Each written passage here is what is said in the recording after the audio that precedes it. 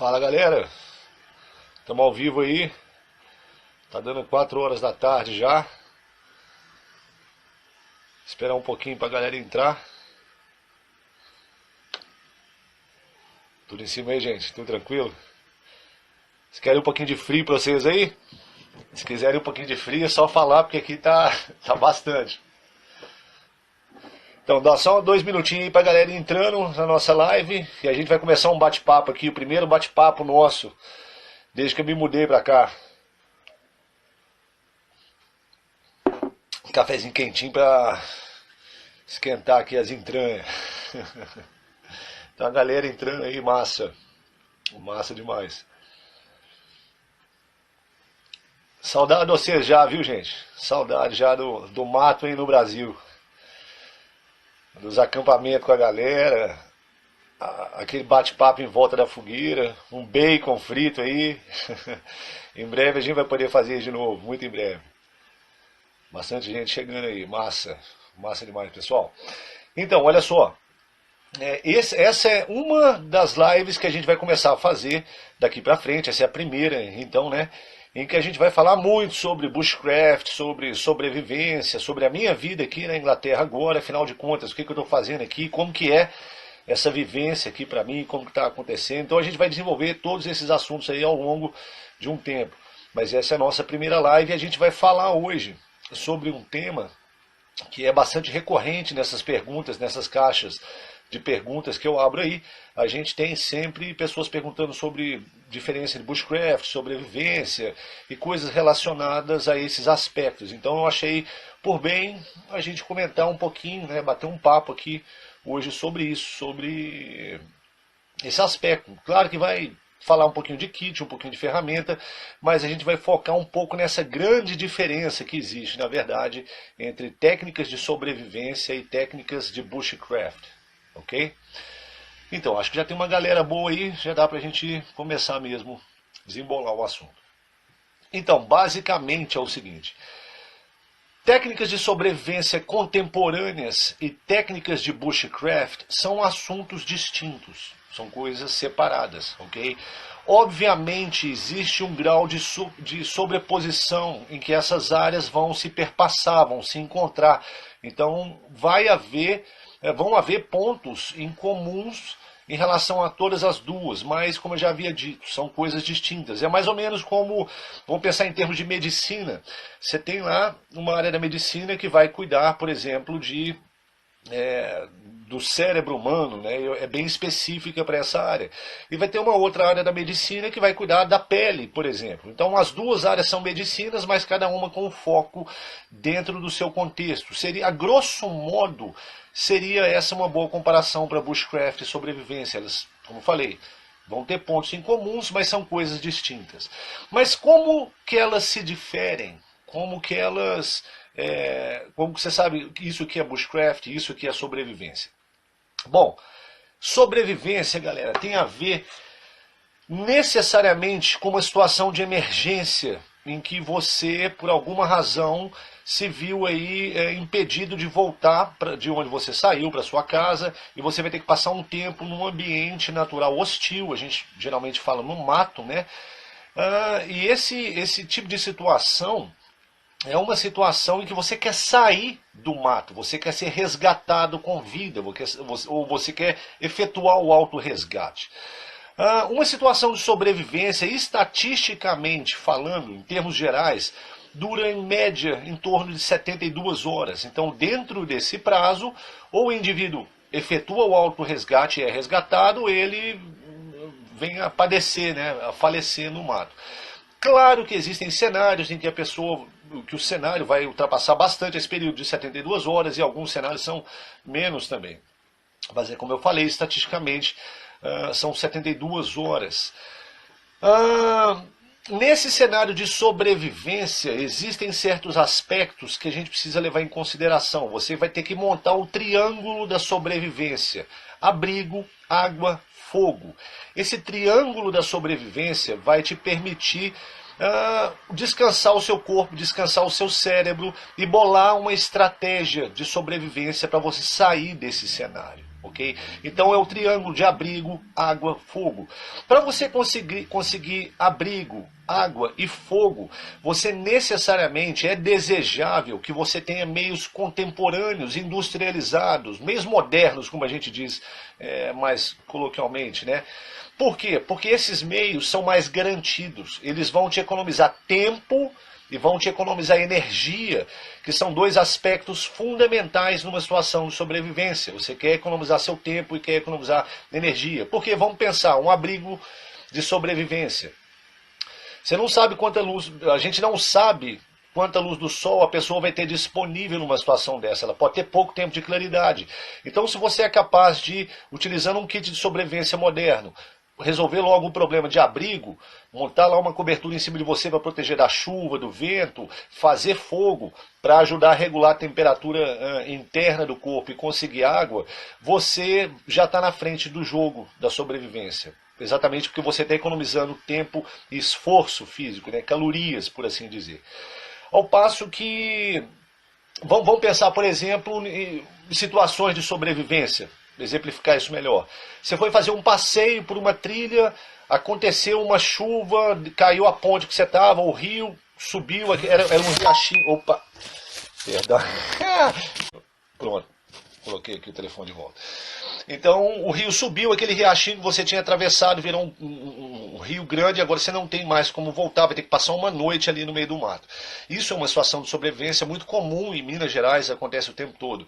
Às vezes você não está nem perdido, né? Muita gente acha que numa situação de sobrevivência você vai estar perdido, às vezes não.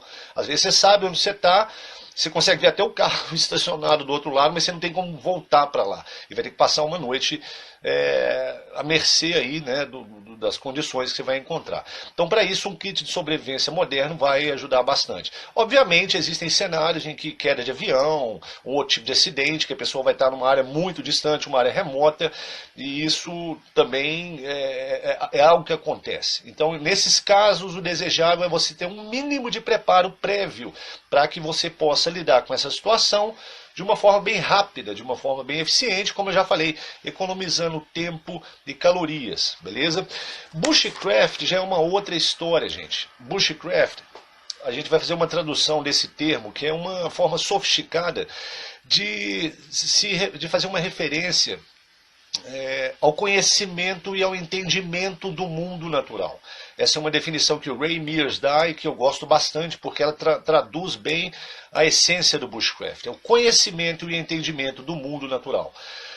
Isso tem a ver com o conhecimento de flora e fauna, né? Saber reconhecer quais plantas existem na área, quais podem ser utilizadas como remédio, quais podem ser utilizadas como alimento, quais podem ser utilizadas para confeccionar uma série de aspectos, desde corda, recipientes, abrigos, enfim, uma série de usos dessas plantas, desses recursos de flora. E também conhecimento dos animais, por exemplo, saber quais tipos de animais existem nessa área, quais são perigosos, né, quais não são, se há algum tipo de recurso ali que você poderia utilizar numa situação de emergência, como alimento, enfim, num cenário mais extremo. Mas, em geral, o Bushcraft é uma conjunção de diversas áreas que vai desde a zoologia, biologia, geografia, conhecimentos básicos de sobrevivência, inclusive. Tudo isso se junta para formar aquilo que a gente conhece como Bushcraft. De uma maneira geral, o Bushcraft também é o resgate de uma tradição cultural humana, porque desde sempre a humanidade está andando no mato, né? A gente nasceu no mato, vamos dizer assim, e há muito pouco tempo é que a gente veio habitar cidades, locais em que o ambiente é mais controlado. A maior parte da história da humanidade, né, se a gente considerar mesmo as espécies anteriores à nossa, indo para lá no Australopithecus, todos utilizavam o meio natural para poder sobreviver. E ao longo dessa jornada humana no planeta Terra, a gente foi adquirindo conhecimento da natureza, adquirindo conhecimento dos recursos, produzindo ferramentas, e o conhecimento e o entendimento do mundo natural, do Bushcraft, por assim dizer, acompanhou também esse desenvolvimento tecnológico. Então, na Idade da Pedra, você tinha esse primeiro momento em que as coisas eram confeccionadas basicamente com pedras lascadas, madeira, couro, era isso que se utilizava. Então, isso seria a raiz desse conhecimento. Mas, na medida que a tecnologia foi evoluindo e a gente passou, inclusive, para pedra, deixa eu só soltar aqui um pouquinho, gente, desculpa, o telefone estava no cabo, agora vai ficar melhor. Que a gente passou para o conhecimento do metal, por exemplo, passamos a produzir ferramentas de cobre, bronze, ferro, aço e até essas ligas contemporâneas. O conhecimento do mundo natural estava presente, porque você, para fazer uma fogueira, você tem que saber usar quais madeiras usar, madeira seca, para começo de conversa, né? Tem gente que, já vi gente tentar acender fogueira usando madeira verde, meter o isqueiro lá de baixo e honestamente esperar que a madeira fosse pegar fogo estando verde. Assim. Então você tem certos conhecimentos básicos que perpassam essa jornada inteira e vem daqui no século XXI. E eu vejo a nossa geração contemporânea como os elos presentes, os elos dos dias atuais, de uma corrente que começou lá atrás, lá na pré-história, e esse conhecimento vem perpassando ao longo de toda a nossa jornada no planeta, chegando até aqui agora, no século XXI, em que a gente consegue até fazer uma menção ao Machado de Assis no livro Dom Casmurro, unir as duas pontas da vida, né? Que seria, ou no caso, unir as duas pontas da tecnologia, seria usar isso que a gente está fazendo aqui agora, uma transmissão ao vivo, eu estou aqui do outro lado do planeta, falando com um monte de gente aí no Brasil, sabe-se lá onde mais que a galera está. Então usar o que tem de mais moderno, de mais contemporâneo, de mais tecnológico, para juntar com essa ponta lá do passado e falar daquilo que existia de mais arcaico, mais antigo, e que continua sendo relevante hoje em dia, porque esse conhecimento não perdeu o valor. Ele não deixou de funcionar. O que acontece é que hoje em dia há um divórcio muito grande entre o modo de vida contemporâneo nosso, principalmente nas grandes cidades, e o conhecimento, né, que vem do mato. É algo que a gente tem perdido, né, algo que as gerações têm perdido e a humanidade tem pagado um preço caro por isso. Um exemplo seria uma síndrome de falta de natureza, que ataca as crianças. Então existem crianças hoje em dia que sofrem por não estarem em contato com o mato, por viverem num apartamento, num ambiente urbano o tempo todo, e isso de alguma forma interfere no bem-estar psicológico da criança. Não só da criança, né, gente? Dos adultos também, até mais, porque em geral os adultos vão estar expostos à pressão do trabalho, do dia a dia, de uma série de coisas que às vezes a gente acaba ficando sem uma válvula de escape. Falar nisso, eu me lembro aqui agora de um aluno que fez um curso comigo há muito tempo atrás. Um cara veio de São Paulo, se não me engano, e compartilhou comigo que a necessidade dele de estar no mato ali não era nem só necessariamente pelo conhecimento que ele ia aprender em termos das técnicas de sobrevivência, enfim, aquilo que ele ia ver no treinamento, mas a necessidade de se desligar mesmo do meio urbano e passar um tempo no mato com coisas simples, vendo a vida de forma simples, trabalhando aspectos básicos e mais simples da nossa vida. E segundo ele já estava 6 anos nessa labuta diária de trabalho, reuniões, escritórios, cidade, aquela pressão, ganhando dinheiro, obviamente, mas perdendo qualidade de vida, né, no que diz respeito a essa necessidade de estar em contato com a natureza. Então o bushcraft, para as gerações atuais, tem esse efeito terapêutico também, né, no sentido de reconectar as pessoas com a natureza. E esse é um aspecto importante do bushcraft, galera. Porque se vocês forem ver no YouTube, ou na maioria das formas de plataformas aí de mídias sociais que trabalham técnicas de bushcraft, de sobrevivência, principalmente de bushcraft, o grande foco está no eixo técnica e equipamento. As pessoas vão falar da técnica de fogo, técnica de abrigo, técnica de não sei o quê, e o equipamento que se usa, equipamento para fogo, para corte, para acampamento, blá blá blá, que é muito importante, fazem parte, sim, da questão do bushcraft, mas o ponto fundamental, eu quero estressar, eu quero enfatizar isso bastante nessa live, do bushcraft, é que ele não é um eixo horizontal, equipamento e técnicas apenas. Ele é um triângulo, na verdade, em que os equipamentos e as técnicas são a base desse triângulo. apoiar aqui em cima a filosofia do bushcraft, que é, na verdade, o grande tesouro e o grande é a alma do bushcraft, aquilo que a gente usa, é o aspecto pelo qual as técnicas e os equipamentos são utilizados para acessar a filosofia do bushcraft. E que filosofia é essa? Não estou falando de nada místico necessariamente, mas é a reconexão do homem com a natureza. Porque, mais uma vez, se a gente pensar num aspecto, no escopo maior de tempo do planeta, nós o tempo todo estivemos profundamente relacionados, envolvidos e dependentes da natureza e do conhecimento derivado dela. Coisa que a gente perdeu há muito pouco tempo. Se a gente parar para pensar na história da humanidade como um todo, a gente perdeu isso há muito pouco tempo, perdemos isso agora. A partir do advento, vamos dizer assim, da urbanização, das criações da cidade, principalmente do desenvolvimento da agricultura. A gente se fixou no local e no século XX, e agora XXI, começo do XXI, a gente vê um aprofundamento dessa dependência humana do meio urbano para tudo, e isso é uma questão que é bem...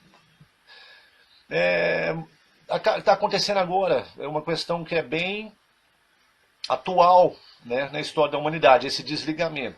Então, por isso também a importância do bushcraft para fazer essa reconexão. Então, é importante a gente pensar nesse aspecto filosófico do bushcraft para a gente não acabar cometendo certos erros, que é supervalorizar a técnica e supervalorizar o equipamento. Eu vejo muita gente brigando por qual tipo de faca é melhor para ir para o mato. As perguntas que eu recebo sobre qual a melhor faca para isso, a melhor faca para aquilo, qual a melhor técnica para fazer isso, técnica para fazer aquilo. Galera, existem infinidades de possibilidades em termos de equipamentos e técnicas. Vai depender do seu bolso, do que o mercado te oferece, da área do planeta em que você está. Aqui no hemisfério norte, no Reino Unido, praticamente a gente não precisa de facão. Aliás, até contra a lei andar com facão aqui. Você vai precisar de uma machadinha pequena e uma faca pequena, ou um canivete, já vão... Desculpa de novo, galera. Já vão dar conta perfeitamente do recado, né? Em se tratando aí dessas lâminas, o que é um equipamento bem diferente do que você usaria no Brasil. O facão nos trópicos, né, no Brasil, é tão importante quanto suas botas. É um meio de locomoção. Tem local na mata que você não anda se você não tiver um facão, se você estiver fora da trilha. Então, cada abordagem, cada local pede uma abordagem diferente. Então, o bushcraft, ele tem a ver com essa reconexão filosófica com o mato, em que você vai, muitas vezes, nem levar nada para o mato. Um aspecto interessante em relação ao bushcraft, que eu costumo falar para as pessoas, quando elas me perguntam o que eu preciso fazer para começar a praticar bushcraft. A rigor, a princípio, você não precisa fazer nada. No sentido de que eu tenho que ir para o mato fazer uma técnica de fogo, montar um abrigo, usar só lamparina primitiva, Não. Se você quer realmente praticar bushcraft, que, como eu já havia falado, tem a ver com essa reconexão do entendimento o entendimento e o conhecimento do mundo natural, às vezes o ideal é você ir para o mato, um local, às vezes uma praça, às vezes não precisa ser no meio da Amazônia, um local completamente remoto. Escolhe uma árvore, uma sombra legal, senta ali debaixo e treine a paciência. Fale pouco e observe muito. Veja quais animais estão presentes. Se você tiver quietinho, não fizer barulho, não movimentar, nem chamar atenção, tiver com uma roupa de tons da natureza, você vai ver que em algum momento a natureza, os animais vão esquecer que você está lá, vão aproximar e eles vão se revelar para vocês. Cansei de ter experiências nesse aspecto, sentar no meio da mata e ficar lá quieto, daí a pouco tem um monte de passarinho ciscando ali em volta, miquinho e tal, aqui tem muito esquilo. Então, isso é praticar bushcraft. Isso é talvez uma das práticas do bushcraft mais verdadeiras, que tem a ver com gastar tempo na natureza, fazendo algo que para a nossa sociedade contemporânea é quase que uma heresia, uma blasfêmia, não fazer nada. A gente é sempre cobrado em termos de produção e temos que fazer um monte de coisa, mas não. O bushcraft é algo que vem quebrar, inclusive, essa ideia de temos que fazer alguma coisa. Não faça nada. Sente sob uma árvore, observe durante bastante tempo, de boca calada. Esses são as lições, a experiência que vocês vão derivar dessa ação, vão levar, vocês vão carregar e vão levar isso pro resto da vida. São bastante ricas, bastante singelas, e a gente aprende a curtir essa natureza com essas coisas simples. Então, cara, realmente não interessa se você está indo para o mato de Gore-Tex, em termos de vestimentas, se você usa ripstop twill, se você usa jeans, se a sua faca custou R$ 900 ou se ela custou R$ 50, se você usa um facão feito pelo cuteleiro Blau ou se você usa um facão da Tramontina, se você usa um pica-fumo simples ou um canivete Victorinox do mais chique, ou a mochila sua é a Molly Alice, blá, ou se você usa uma que você fez com lona. Como eu falei, isso não é tão relevante assim. Você tem todas essas opções. O que interessa é você estar no mato. Você chegar, se for o caso, ficar lá para estender essa experiência sua para 1 dia, 2 dias, e ter condições de se manter lá. Se você vai usar um cobertor italiano de lã ou aquele cobertor que você compra por R$ 20 na loja popular da esquina, não faz diferença. Porque não é isso que é o topo do bushcraft. Como eu já falei, é o aspecto filosófico, essa reconexão com a natureza. E se a gente inverter essa pirâmide, né, colocar em cima esse eixo técnica e equipamento, a gente está praticamente matando e esvaziando a prática do bushcraft daquilo que é mais bonito, daquilo que é mais valioso e que mais é necessário, que é essa reconexão, essa reaproximação com o mato, né? Numa situação de bushcraft, por exemplo, você não está numa situação de sobrevivência, você não está numa situação de emergência, você não quer sair do mato, é como se você estivesse em casa. E as coisas que vocês podem praticar não estão necessariamente com técnicas de sobrevivência. Deixa eu dar um exemplo. Por exemplo, você pode ir para o mato e praticar bushcraft, fazer um entalhe numa colher, produzir uma gamela para se comer. Isso não é algo que você faria numa situação de sobrevivência. Ao passo que claro que, como eu já falei, certos aspectos do bushcraft podem ajudar numa situação de sobrevivência, mas deveriam ser o plano Z de qualquer pessoa que tenha respeito e amor pela sua vida e respeito pelo mato. O bushcraft não deve ser a sua abordagem principal. Por aquilo que eu já falei anteriormente, porque as técnicas de bushcraft levam tempo e consomem calorias. Por exemplo, vamos fazer um abrigo. Se eu estou numa situação de sobrevivência, eu fui para o mato, aconteceu alguma coisa, e eu levei um kit moderno, contemporâneo, se eu tenho ali um cobertor luminizado, alguma corda, ou mesmo uma rede, um poncho, um pedacinho de lona, coisas que não ocupam muito volume, são leves, eu consigo resolver para mim a questão do abrigo em 15 minutos, 20 minutos, eu já estou com o abrigo prontinho, sem gastar muito tempo, sem gastar muita caloria. Ao passo que se eu for confeccionar um abrigo mateiro, usando técnicas de bushcraft, eu vou, primeiro, consumir um tempo enorme, um monte de caloria, cortando madeira, juntando esse material todo.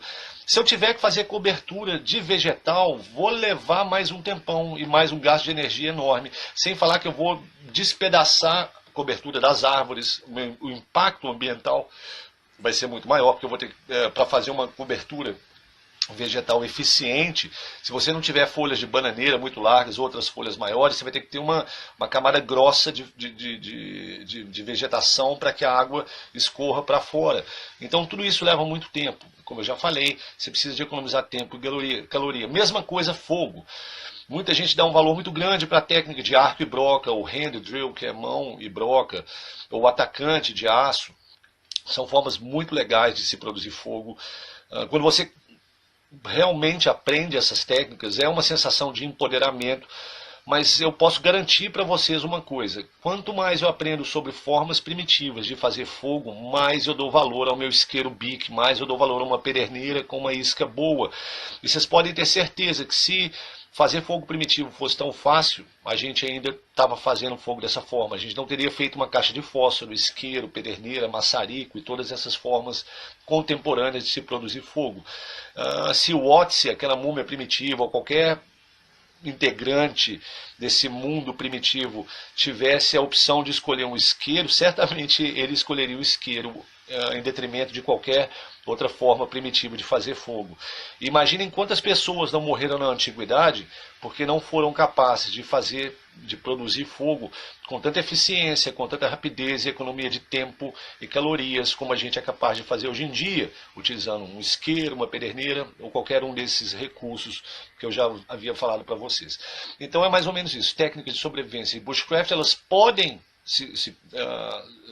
vir a se juntar, né, se sobrepor, se perpassarem, mas são coisas distintas. Numa situação de sobrevivência, eu quero um kit que vai cobrir rapidamente abrigo, água, fogo. No instante eu faço um abrigo, consigo água, trato essa água, minha fogueira está queimando ali rapidinho, independente do material estar úmido ou não. E isso é o desejável, né? Se eu tivesse, por exemplo, que fazer fogo primitivo, me perdi no mato, já não tenho nem muita luz de sol, vou ter que sair procurando no ambiente todas as madeiras certas, achar tudo certo, produzir esse kit, esse set, esse conjunto, cara, ia levar muito tempo. E não há garantia nenhuma que eu possa conseguir a brasa e conseguir o fogo utilizando essa forma primitiva, porque a umidade no local já vai estragar tudo. Se eu cair, torcer meu pulso, machucar o joelho, machucar a perna, danou-se, porque quando eu estou fazendo, seja o bow drill ou o hand drill, o meu corpo é parte desse isqueiro, né, desse mecanismo de produção do fogo. Então, se eu machucar, não tiver como apoiar a mão, o braço, já era, não vou fazer fogo primitivo, vai ficar muito mais difícil. Por isso eu quero uma pederneira, por isso eu quero um isqueiro. Tá claro? Então vamos entender mais uma vez rapidamente. Bushcraft e sobrevivência, sim, são coisas distintas. Mesmo havendo pontos em que eles se sobrepõem, numa situação de sobrevivência, você vai desejar itens contemporâneos, okay? Itens modernos, por assim dizer. Não confiem em técnicas de bushcraft numa situação de sobrevivência. Pode ser muito legal num filme, num programa da Discovery Channel, do History Channel, mas a situação real é que isso oferece muito pouca garantia, né? E você não está brincando com a sua vida, você não pode brincar com a sua vida. Sobrevivência é coisa séria. Se você vai para o mato passar um dia, 2 dias, uma semana, que seja, praticando técnicas de bushcraft, você deve levar consigo um kit de sobrevivência moderno para, se caso essa sua experiência se transformar numa situação de sobrevivência, você vai ter os recursos contemporâneos que vão te oferecer todas aquelas vantagens que eu já falei para você resolver essa treta que você se meteu.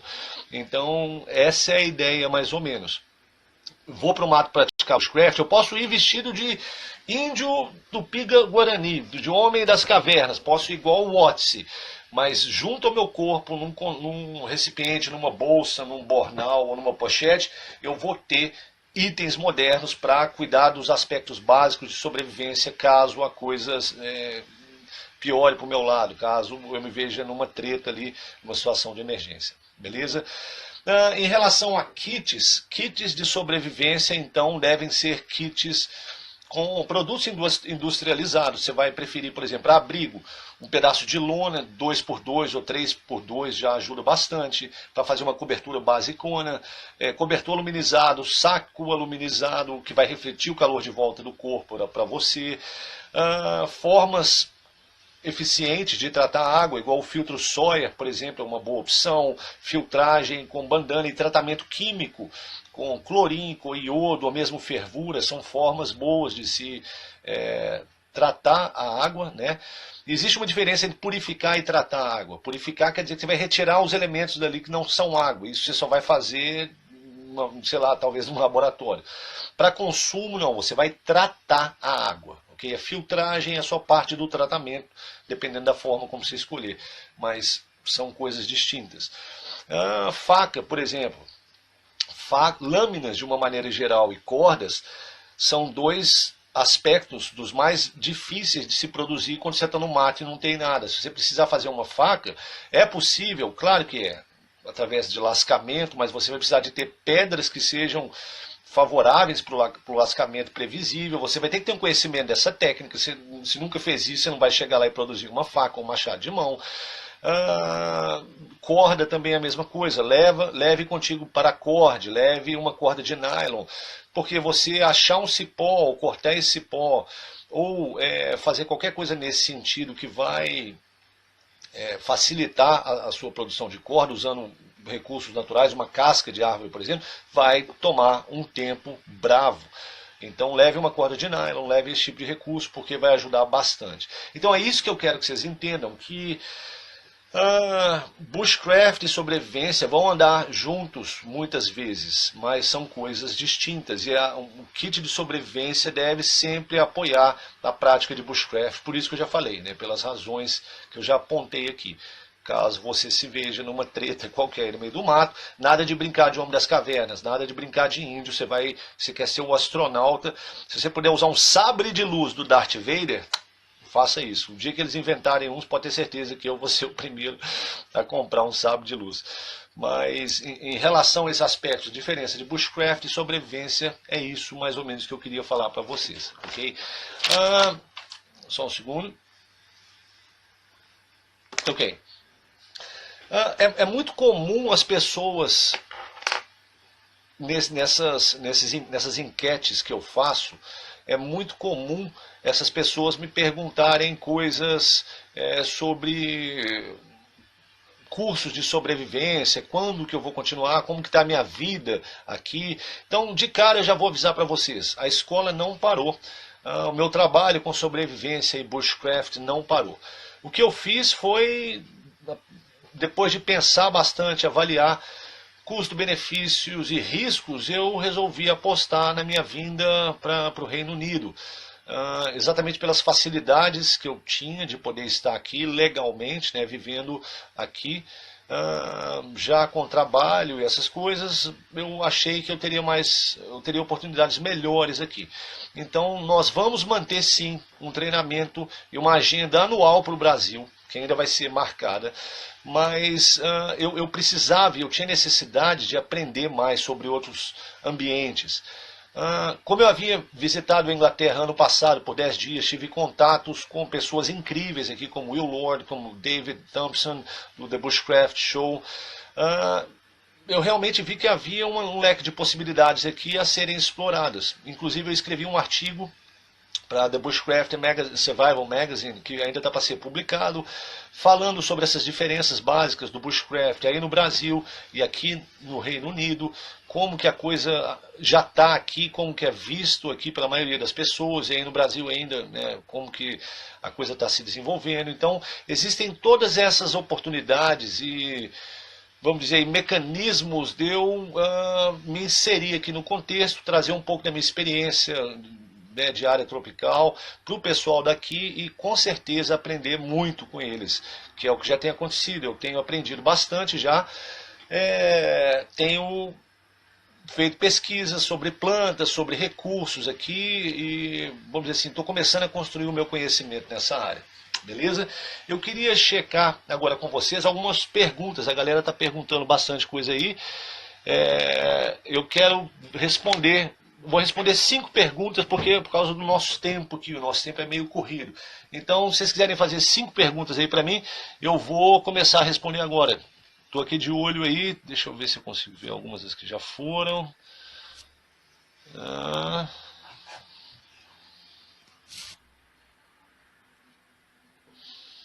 eu virar o telefone aqui.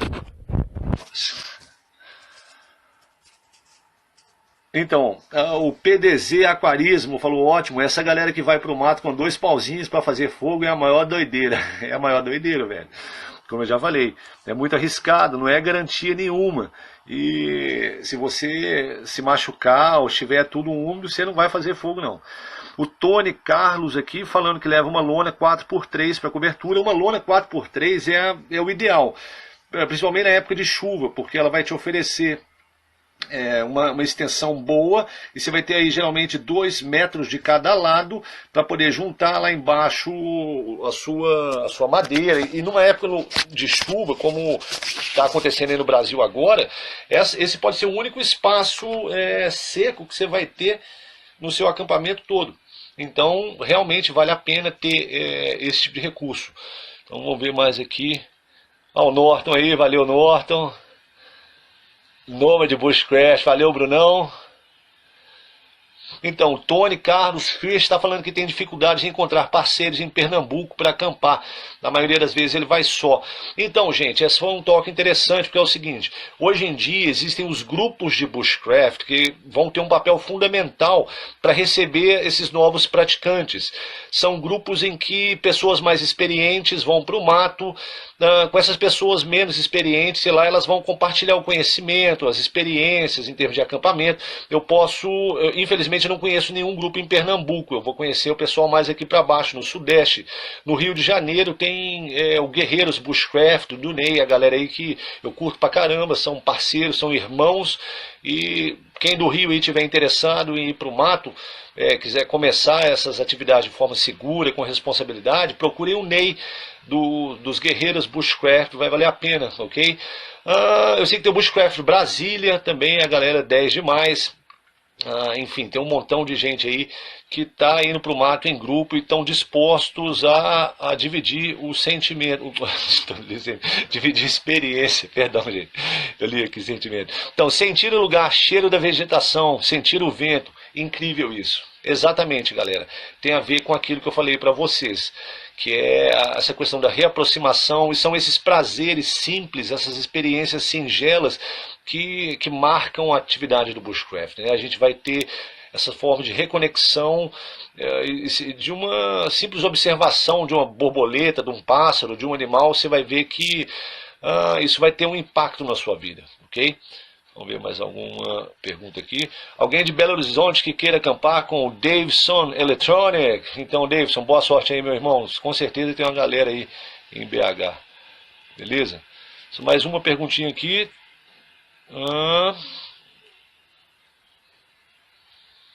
Dá uma olhada. Grande mestre, espero que esteja tudo bem por aí. Tá sim, galera. Saudade é que bate pesado às vezes, da família, dos amigos, mas as coisas estão indo bem sim. Graças a Deus, já tenho minha casa, estou trampando e estou me mantendo aqui, já começando a estabelecer também os contatos com grupos locais de bushcraft. Tem um pessoal que se reúne aqui no centro de Londres, na primeira quarta-feira de cada mês. A reunião desse mês, semana que vem, já está marcada. Eu conversei com o pessoal, vou participar. E estou começando a buscar os contatos, né, e essa rede de interações locais aqui, próximo a Londres. Porque eu quero aprender muito com essa galera. Eu preciso saber, conhecer bastante das plantas, dos recursos, dos riscos, enfim. Hipotermia aqui agora é o maior risco. Tá gelado lá fora. E chove muito, então a umidade é muito grande.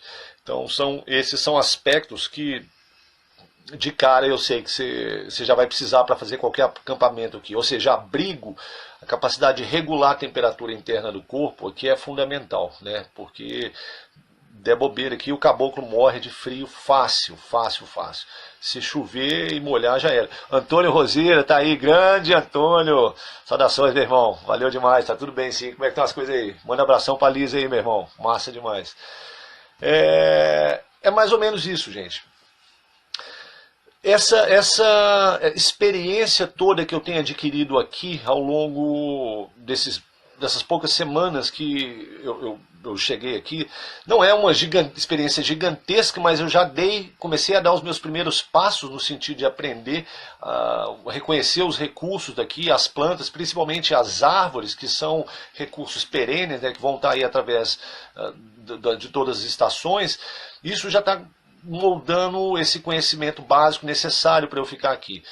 E para atender a uma demanda que eu tenho tido bastante de treinamento, eu tinha um problema que agora é a distância de estar do Brasil. Eu não vou ter como estar aí com toda frequência, igual fiz até agora, praticamente ministrando um curso de sobrevivência por mês. E a demanda por cursos aumentou bastante. Aqui na Europa também eu já tive gente perguntando sobre treinamento, brasileiros querendo saber sobre treinamentos da escola que vão acontecer aqui e vão com certeza. Eu só preciso de tempo para me familiarizar com os recursos, com o ambiente, com os biomas, mas a gente vai trazer esse treinamento para cá também.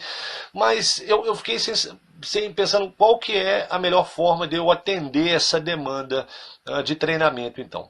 Para isso, a gente acabou criando um curso online da escola, galera. E é um curso virtual que começa a ser vendido hoje. Se vocês forem olhar aí, agora na minha bio, já tem o link para inscrições para venda. Esse link vai ficar no ar até sexta-feira, então não é muito tempo. Então, se vocês quiserem conferir o treinamento da escola, vocês não tiveram oportunidade de ir até BH, Minas, fazer esse treinamento comigo, lá ou em uma outra parte do Brasil que eu tenha ministrado cursos, ou realmente agora você quer fazer esse treinamento, pô, agora o cara está lá na Inglaterra, como é que eu vou fazer para chegar? Não esquentem a cabeça, tem como eu trazer para vocês ainda uma boa parte desse conhecimento, dessa experiência adquirida ao longo desses anos aí, trabalhando na área de Bushcraft e sobrevivência através desse treinamento virtual, ok?